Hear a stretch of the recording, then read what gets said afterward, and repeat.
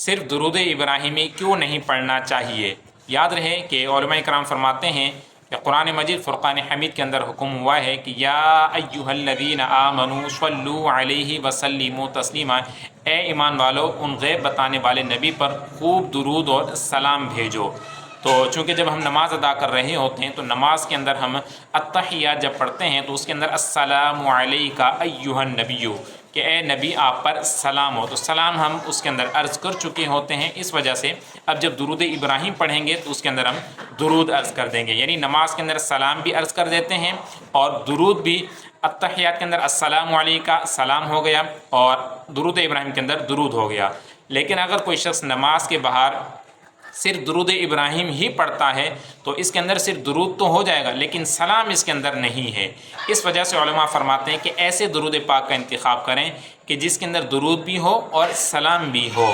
تو لہٰذا درود ابراہیم بھی پڑھنا چاہیے، ایسا نہیں کہ درود ابراہیم پڑھنا ناجائز ہے، ایسا ہرگز نہیں ہے۔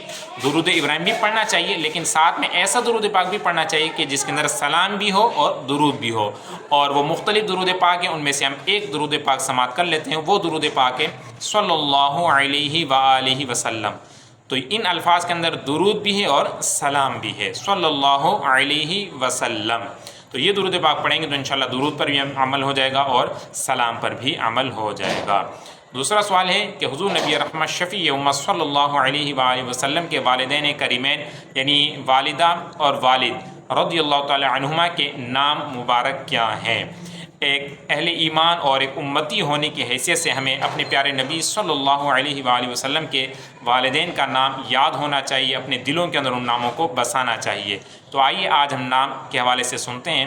ہمارے پیارے آقا صلی اللہ علیہ وآلہ وسلم کے والد کا نام عبداللہ ہے، یعنی حضرت عبداللہ رضی اللہ تعالی عنہ، اور امی جان کا نام حضرت آمینہ، یعنی امی جان کا نام آمینہ ہے تو حضرت آمینہ رضی اللہ تعالی عنہا یہ نام مبارک بنیں گے۔ تیسرا سوال ہے کہ حضور صلی اللہ علیہ وآلہ وسلم کے بیٹوں اور بیٹیوں کا کیا نام ہے؟